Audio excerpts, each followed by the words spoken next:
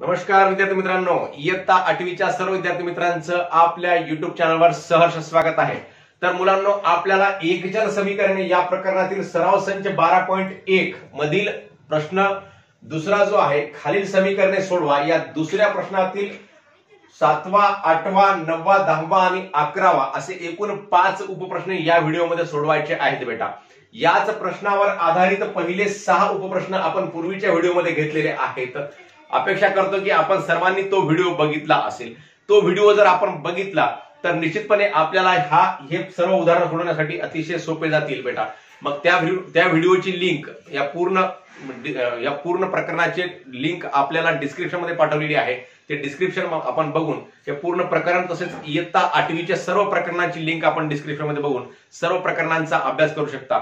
तशाच प्रकारे आपल्या प्लेलिस्ट मध्ये सर्व पूर्वीपासूनच्या सर्व प्रकरणांची लिंक आपण प्लेलिस्ट मध्ये पाठवलेली आहे। ते प्लेलिस्ट आपण ओपन करून सुद्धा सर्व प्रकरणांचा अभ्यास करू शकता मुलांनो। तर मुलांनो, या ठिकाणी काय सांगितलेले आहे 7व्या प्रश्नामध्ये 13x - 5 बरोबर आहे 3/2। मग आता इथं या 3च्या छेदामध्ये 2 आहे मुलांनो। जेव्हा या 3 पदांपैकी कोणत्याही एका पदाच्या छेदामध्ये एखादी संख्या असते किंवा 2 पदांच्या छेदामध्ये एखादी संख्या असते किंवा एका पदाच्या किंवा 3 पदाच्या कोणत्याही 1 2 3 कितीही पदांच्या छेदामध्ये एखादी संख्या असू द्या, त्यावेळेस काय करायचं बेटा, तर या पदांचा काय करायचा, छेदांचा लसावी काढायचा। छेदांचा लसावी म्हणजे कसा काढायचा तुम्हाला पूर्वीच्या व्हिडिओमध्ये सांगितलेलं आहे। म्हणजे या छेदांचा जे काही छेद आहे त्या छेदांचे पाडे तयार करायचे आणि त्या पाड्यांपैकी लहानात लहान सामायिक विभाज्य जो असतो तो काय असतो, लसावी असतो मुलांनो। तो आपण लसावी इथं काढला तर 13x च्या छेदामध्ये काय आहे, काही नाही म्हणजे 1 आहे। 5च्या छेदामध्ये काही नाही म्हणजे 1 आहे आणि 3च्या छेदामध्ये 2 आहे। मग या सगळ्यांचे पाडे तयार केले तर 2 हा काय आहे, यांचा लसावी आहे, लघुत्तम सामायिक विभाज्य आहे। मग इथं आपण छेदांचा लसावी 2 लिहू शकतो। पहिल्यांदा हे समीकरण जसं तसं लिहून घेऊया, 13x - 5 बरोबर आहे 3/2। मग आता इथं लिहायचं बेटा, छेदांचा लसावी बरोबर आहे किती, 2। छेदांचा लसावी बरोबर 2। 2 ने मग लसावी जेवढा आहे त्या लसावीने काय करायचं असते, समीकरणातल्या प्रत्येक पदाला गुणायचं असते। म्हणजे 2 ने प्रत्येक पदास गुणू, प्रत्येक पदास गुणू। मग 2 ने या प्रत्येक पदाला गुणल्याने काय होते, जो काही लसावी असू द्या त्या लसावीने या प्रत्येक पदाला गुणायचं असते, हे लक्षामध्ये ठेवा बेटा। म्हणजे 2 इथं लसावी आहे म्हणून 2 ने गुणलं। मग आता काय होते, म्हणून 2 गुणिले 13x - 2 गुणिले 5 बरोबर आहे 2 गुणिले 3/2।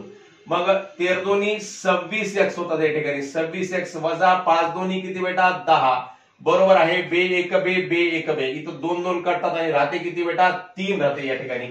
म्हणून आता 26x आता -10 जे आहे ते -10 बरोबरी चिन्हाच्या पलीकडे गेले बेटा, तर काय होते, +10 होते। म्हणजे अलीकडच्या संख्यांना काय करायचं असते, पलीकडे न्यायचं असते, जेणेकरून ह्या फक्त आपल्याला x ची किंमत प्राप्त व्हावी, फक्त चलाची किंमत प्राप्त व्हावी। मग चलाच्या संबंधामध्ये ज्या ज्या संख्या आहेत बेरीज वजाबाकी असेल तर त्यांना अगोदर पलीकडे पाठवायचं आणि गुणाकार भागाकाराला नंतर पाठवायचं असते, हे लक्षामध्ये ठेवा।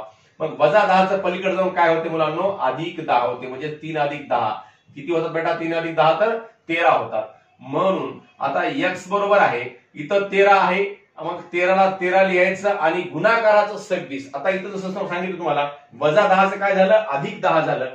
वजाबाकीची बेरीज होते, बेरजेची वजाबाकी होते, गुणाकाराचं बरोबरी चिन्हाच्या पलीकडे जाऊन काय होते, भागाकार होते आणि इकडे जर भागाकार असेल तर बरोबरीच्या पलीकडे जाऊन काय होते, गुणाकार होते बेटा। मग गुणाकाराचं 26 काय होते इकडे भागाकारामध्ये। मग 13/26, 13 आणि 26 दोन्ही संख्यांना 13 ने भाग जातो, म्हणजे 13 × 1 = 13 आणि 13 दोन्ही 26 असं होते बेटा। म्हणून x बरोबर आहे 1/2 ही किंमत आपणास x ची प्राप्त होते अशा प्रकारे। आता पुढचा प्रश्न आहे 8वा, 3 कंसामध्ये y + 8 बरोबर आहे 10 कंसामध्ये y - 4 + 8। आता या 3 ने या कंसाला गुणून घ्यायचं आहे मुलांनो। मग 3 ने कंसाला गुणताना अगोदर 3 ने या y ला गुणायचं आणि नंतर 8 ला गुणायचं। पहिल्यांदा जशाला तसा प्रश्न लिहून घ्यायचा पहिल्या पायरीमध्ये, 3 कंसामध्ये y + 8 बरोबर आहे 10 कंसामध्ये y - 4 + 8। आता मुलांनो 3 गुणिले वायचा गुणाकार किती होतो? 3y होतो. आणि अधिकला अधिक, इथं वजा असेल तर वजा आला असते तर, कारण 3 8 24 होते. धन धनचा गुणाकार धन होतो आणि इथं ऋण असलं तर ऋण आणि धनचा गुणाकार ऋण राहिला असता बेटा. बरोबर आहे. 10 गुणिले वाय किती? 10y. आता जसं इथं वजा आहे तर वजाला वजा येईल, कारण धन आणि ऋणाचा गुणाकार ऋण होतो. मग 10 चौक 40 होतात आणि हे अधिक 8 ला अधिक 8. मग आता काय करायचं मुलांनो, तर हे वाय वाय जे आहेत हे चल एकत्र आणायचे आणि हे ज्या संख्या दिल्या त्या संख्यांना वेगळं ठेवायचं. म्हणजेच 3y जवळ या 10y ला आणायचं मुलांनो. 3y अधिक 10y चे इकडे येऊन काय होते बेटा? वजा 10y. म्हणजे यांचं चिन्ह बदलते. तुम्हाला मी वारंवार सांगत आहे जेणेकरून तुमच्या सर्वांच्या पक्क लक्षामध्ये राहावं. मग अधिक 10y चे इकडे येऊन काय झालं बेटा? वजा 10y झालं. बरोबरला बरोबर. आता हे वजा 40 आहे आणि अधिक 8 आहे. मग या वजा 40 मधून अधिक 8 गेले म्हणजे एक धन आणि एक ऋण असताना काय करायचं असते बाळांनो? मोठ्या संख्येतून लहान संख्या वजा करायची असते आणि चिन्ह मोठ्या संख्येचं द्यायचं असते. मग 40 मधून 8 वजा करा. 10 मधून 8 गेले, 2 राहिले, इथं राहिला 3, 3 ला 3 आणि चिन्ह कोणाचं? 40 म्हणजेच ऋणाचं. म्हणजेच काय आलं या ठिकाणी? ऋण 32 आलं बेटा. आणि ऋण 32 तर आलं, पण या अधिक 24 ला आपल्याला बरोबरी चिन्हाच्या पलीकडे न्यायचं आहे. मग या अधिक 24 सुद्धा काय होईल? पलीकडे येऊन वजा होते, वजा 24. मग आता पुढच्या पायरीमध्ये 3y वजा 10y. आता तुम्हाला आता जसं सांगितलं एक धन एक ऋण. मग लहानातून मोठे वजा होतील का? होणार नाही. 3y मधून 10y जातील का? जाणार नाही. 10y मधून 3y काढायचे. म्हणजे 10 मधून 3 गेले तर किती राहतात मुलांनो? 7y राहतात. आणि चिन्ह कोणाचं द्यायचं? 10चं द्यायचं, म्हणजेच ऋणाचं चिन्ह द्यायचं बेटा. मग ऋण 7y बरोबर आहे. आता या दोघांच्याही अगोदर ऋणाचं चिन्ह आहे, म्हणजे दोघांची काय होते? बेरीज होते आणि चिन्ह कोणतं राहते? ऋणच राहते. म्हणजेच ऋण ऋण आहे ते या ठिकाणी. 2 आणि 4 किती बेटा? 6. 3 आणि 2 किती बेटा? 5. म्हणजेच ऋण 56. दोघांचीही बेरीज आणि चिन्ह ऋणाचं. एकाचं समजा 32 रुपये देणं आहे, एकाचं समजा 24 रुपये देणं आहे, तर दोघांचं मिळून किती रुपये देणं झालं? 56 रुपये देणं झालं. देणं म्हणजेच ऋणामध्ये असते. अशा प्रकारे हे समजून घ्या मुलांनो. म्हणजेच हे दोन ऋणाची बेरीज होत असताना त्यांचं चिन्ह तसंच राहते. ऋण ऋण धन असे बरेच मुलं म्हणतात, परंतु ऋण ऋण धन हे गुणाकारामध्ये होते बेटा, गुणाकारामध्ये. इथं दोघांचा गुणाकार नाही, इथं दोघांची बेरीज करावी लागते 56 आणि त्याचं चिन्ह द्यावं लागते ऋणाचं. मग आता मुलांनो इथं ऋण आहे, इथं ऋण आहे. अशा वेळेस आपल्याला काय करता येते? दोन्ही ऋणाला धन करून घेता येते. कसं धन करता येते बाबा? आपोआप धन होत नाही, तर या समीकरणाच्या दोन्ही बाजूंना ऋण 1 न गुणता येते आणि ऋण 1 न गुणून धन होते. इथं लिहूयात, समीकरणाच्या दोन्ही बाजूंना हे आपोआप सरळ सरळ धन केलं तरी चालते, परंतु ते कसं आलं ते तुम्हाला कळायला पाहिजे. म्हणून या ठिकाणी ही पायरी करतो मी. समीकरणाच्या दोन्ही बाजूंना ऋण 1 ने गुणू. मग ऋण 1 न म्हणजे तुम्हाला जसं सांगितलेलं आहे पूर्वीच्या व्हिडिओमध्ये की समीकरणाच्या दोन्ही बाजूंना आपल्याला समान न्याय द्यावा लागतो, प्रत्येक पदाला समान न्याय द्यावा लागतो. जसं आपण या ठिकाणी प्रत्येक पदाला 2 न गुणलं होतं, तसं या ठिकाणी दोन्ही बाजूंना ऋण 1 न गुणूयात. म्हणजे ऋण 1 न गुणल्याने काय होते बघा बरं. ऋण 7y गुणिले ऋण 1 बरोबर आहे ऋण 56 गुणिले ऋण 1. म्हणजे ऋण 1 न का गुणलं बाबा? तर ऋण ठेवायची गरज नाही, ऋणाला आपल्याला धन करता येते. म्हणजे कसं? ऋण ऋणचा गुणाकार धन, म्हणजे 7y बरोबर आहे ऋण ऋणचा गुणाकार धन झाला. इथं सुद्धा ऋण 56 गुणिले ऋण 1 काय झालं? धन 56 झालं. म्हणजे हे ऋण 7y बरोबर ऋण 56चं 7y बरोबर 56 मध्ये याचं रूपांतर झालेलं आहे. अशा प्रकारे सरळ सुद्धा आपण याचं या ठिकाणी रूपांतर करू शकतो, तुम्ही सुद्धा करू शकता, परंतु तुम्हाला कळावं म्हणून या ठिकाणी मी ही पायरी वाढवलेली आहे. म्हणजेच आता म्हणून आता y बरोबर आहे काय होते मग? 56 ला 56 आणि गुणाकाराचं 7 कुठं जाते? इकडं भागाकारामध्ये जाते बेटा. म्हणजे 56/7 म्हणजे 7×8 56 म्हणजेच 8/1. 7×1 7 आणि 7×8 56. म्हणून y बरोबर आहे किती आलं मुलांनो? उत्तर 8 हे उत्तर आलेलं आहे. अशा प्रकारे आपण हा 8वा प्रश्न या ठिकाणी सोडवलेला आहे. पुढचा 9वा प्रश्न काय म्हणते?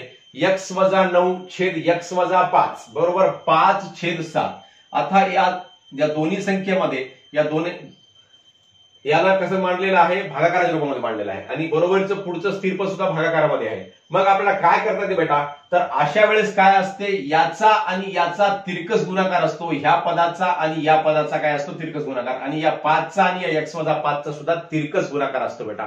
तो आपण तिरकस गुणाकार या ठिकाणी करून घेऊ शकतो. पहिल्यांदा मग x - 9 छेद x - 5 बरोबर आहे 5/7 जशाला तसा प्रश्न मांडला. मग आता आपण काय करायचं बेटा, या 7 न x वजा 9 ला गुणायचं. तिरकस गुणाकार असते याचा. आणि या 5 न कशाला गुणायचं मुलांनो, 5 न x वजा 5 ला गुणायचं बेटा. 5 गुणिले x वजा 5. मग आता 7 गुणिले x किती, 7 गुणिले x वजा 9 किती होतात बेटा, 7 गुणिले x होतात 7x वजा 7×8 = 7 9 63. बरोबर आहे 5 गुणिले x किती होतात 5x वजा 5×5 25. आता काय करायचं, x एकत्र आणायचं आणि या संख्या ज्या दिल्या ऋण 25 आणि हे ऋण 63 यांना एकत्र आणायचं. मग आता काय होते मुलांना बघा बरं, या ठिकाणी 7x वजा 5x होते. अधिकचं काय झालं, वजा झालेला आहे. बरोबरला बरोबर ऋण 25 ला ऋण 25 आणि हे वजा 63 काय झालं बेटा, इकडे येऊन तर अधिक 63 झालेला आहे. मग 7x मधून 5x गेले बेटा, किती राहिले, 7x मधून 5x गेल्यानं 2x राहिले. 2x बरोबर आहे वजा 25 अधिक 63. एक धन एक ऋण असं जेव्हा असते, पुन्हा एकदा सांगतो, मोठ्या संख्येतून लहान संख्या वजा करायची आणि मोठ्या संख्येचं चिन्ह द्यायचं. म्हणजे 63 मधून 25 वजा करा तर 3 मधून 5 काढा, जात नाही. 13 तून 5 गेले 8 राहिले, इथे राहिले 5, 5 मधून 2 गेले 3 राहिले. मग किती 38. म्हणजेच मोठ्या संख्येतून लहान संख्या वजा केली आणि मोठ्या संख्येचं चिन्ह म्हणजेच धनचं चिन्ह, कारण ही 63 ही मोठी संख्या आहे, याचं चिन्ह धन आहे. मग इथं धन 38 लिहायची गरज नाही. जर इथं ऋण असलं तर आपल्याला याच्या अगोदर ऋण लिहावं लागते. जेव्हा धन असतो तेव्हा प्रत्येक वेळेस आपण धन चिन्ह देत नाही बेटा. मग 2x बरोबर 38 आलेला आहे. म्हणून x बरोबर आहे 2 कसा आहे, याच्या x सोबत गुणाकारामध्ये आहे. मग गुणाकाराचं काय होते मुलांनो, भागाकार होते. बे 1 बे आणि बे 1 बे, पुढे सुद्धा 1 उरला 18 झाले, बे 9 18 म्हणजे 19/1. म्हणजेच x बरोबर आहे किती आला मुलांनो, 19 आलेला आहे. 19/1 म्हणजेच 19 उत्तर आलेलं आहे. पुढचा 10वा प्रश्न आहे या ठिकाणी, y वजा 4/3 अधिक 3y बरोबर आहे 4. तुम्हाला जसं या उदाहरणामध्ये सांगितलं की या 3 पदापैकी कोणत्याही एका पदाच्या छेदस्थानी एखादी संख्या असेल तर काय करायचं असतं, त्याचा लसावी काढायचा असतो. मग लसावी काढताना या छेदांच्या सगळ्या पाडा बनायचा आणि त्या सगळ्यांच्या पाड्यामधला लहानात लहान सामायिक विभाज्य लिहायचा असतो. म्हणजे मग विभाज्य लिहिल्यानंतर तो काय असतो, त्यांचा लसावी असतो. मग इथं कोणत्याही पदामध्ये काही नाही छेदामध्ये, म्हणून याचा लसावी किती निघतो, सरळ सरळ 3च निघतो बेटा. मग इथं पहिल्यांदा हे समीकरण तसं लिहून घेऊयात, y वजा 4/3 अधिक 3y बरोबर आहे 4. छेदांचा लसावी बरोबर किती मुलांनो, 3. छेदांचा लसावी बरोबर 3. 3 ने प्रत्येक पदास गुणू. जो लसावी निघतो त्याच्याने काय करायचं असते मुलांनो, प्रत्येक पदाला गुणायचं असते. म्हणून 3 गुणिले y वजा 4/3 अधिक 3 गुणिले 3y बरोबर आहे 3 गुणिले 4. मग 3 1 3 3 1 3 हे कटले. मग आता काय आलं मुलांनो, या ठिकाणी y वजा 4 अधिक 3 त्रिक 9y बरोबर आहे 3 चौक 12. आता काय करायचं, या 9y ला y च्या जवळ आणायचं आणि वजा 4 ला काय करायचं, 12 च्या जवळ न्यायचं बेटा. मग आता या ठिकाणी किती आलं बघा बरं. म्हणून y अधिक 9y किती होतं बेटा, तर 10y होतात. y आणि 9y ची बेरीज आहे या ठिकाणी, म्हणून 10y झाले.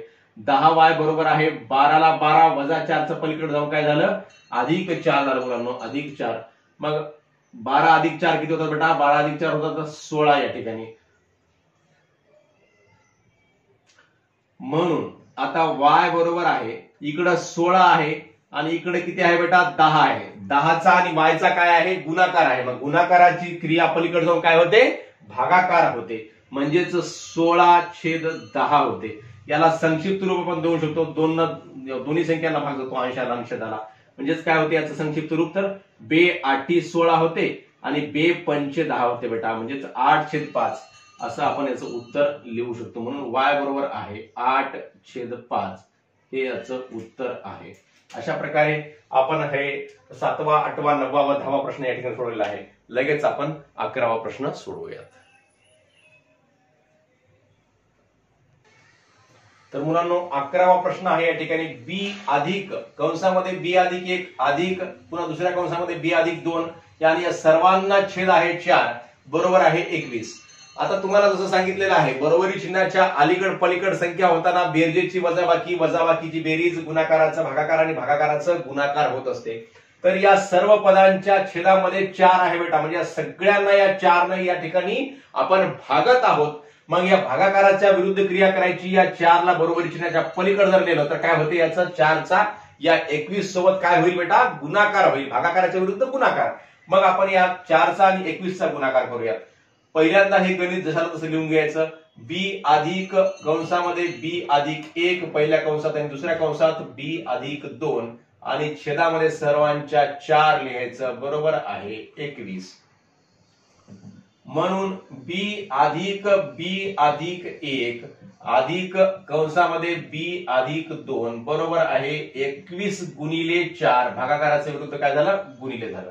मग आता बी अधिक 1 आहे. मग या अधिकने या कंसाला गुणलं तर याच्यामध्ये काही फरक पडत नाही. जशाला तसं आपण या ठिकाणी कंस बाहेर सोडून घेऊ शकतो. परंतु इथं वजा जर राहिलं असतं बेटा, तर वजा काय राहिलं असतं, मग वजा गुणिले बी काय आलं असतं, वजा बी आलं असतं. मग वजा गुणिले अधिक 1 काय आलं असतं, वजा 1 आलं असतं. मग अधिक इथं असताना याच्यामध्ये काही फरक पडत नाही, कारण धन धनचा गुणाकार काय होतो, धनच होतो. मग इथं अधिक बी अधिक 1 जशाला तसं येते आणि इथं सुद्धा या अधिक गुणाला काही फरक पडत नाही. अधिक बी येते बाहेर आणि हे सुद्धा धन धन अधिक 2 जशाला तसं बाहेर येते आणि 21 चोक 84 होते मुलांनो. पाडा येत नसेल तर 4 1 4 4 2 8 असंही आपण लिहू शकता. मग आता बघा बेटा, या ठिकाणी बी किती वेळेस आहे, 1 वेळेस, 2 वेळेस, 3 वेळेस. म्हणजेच एकूण किती बी झाले बाबा, तर 1 बी 2 बी आणि 3 बी झाले, एकूण 3 बी झाले बेटा.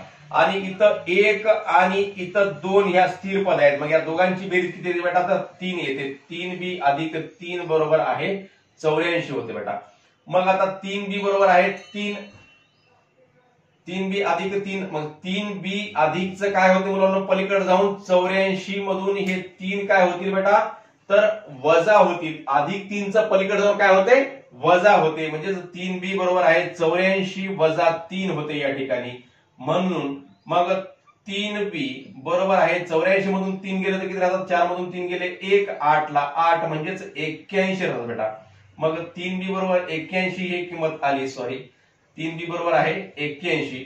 म्हणून आता मग बी ची किंमत काय होईल या ठिकाणी, बी ची किंमत 81 भागिले 3. गुणाकाराचं 3 काय होते इकडे येऊन भागाकारामध्ये, म्हणजे विरुद्ध क्रिया. गुणाकाराचं भागाकार, भागाकाराचं गुणाकार जसं झालेलं या ठिकाणी. अधिकचं काय झालं, वजाबाकी असेल तर अधिक. एवढंच फक्त लक्षामध्ये ठेवायचं, बाकी काही अवघड नाही समीकरणामध्ये. मग आता 81 ला 3 ने भागायचं, 3 1 3 आणि 3 2 6. 8 मधून 6 गेले, किती राहिले बेटा, 2 राहिले, 21 झाले. 3 7 21 म्हणजेच 27/1. म्हणून बी बरोबर आहे, उत्तर किती आलं बेटा, तर 27 हे उत्तर आलेले आहे. बी ची किंमत किती आलेली आहे, 27 आलेली आहे. अशा प्रकारे आपण हे पूर्ण 11 उपप्रश्न सोडवलेले आहेत या प्रश्न दुसऱ्यामधले. आणि एकचर समीकरणे कसं सोडवायचा हा पूर्ण भाग आपण या उदाहरणाद्वारे या ठिकाणी समजून घेतलेला आहे. तुम्हा सर्वांना हा व्हिडिओ समजला असेल, आवडला असेल तर नक्की आपल्या मित्रांना शेअर करा व व्हिडिओवर लाईक व कमेंट सुद्धा अवश्य करा. धन्यवाद. जय गुरु.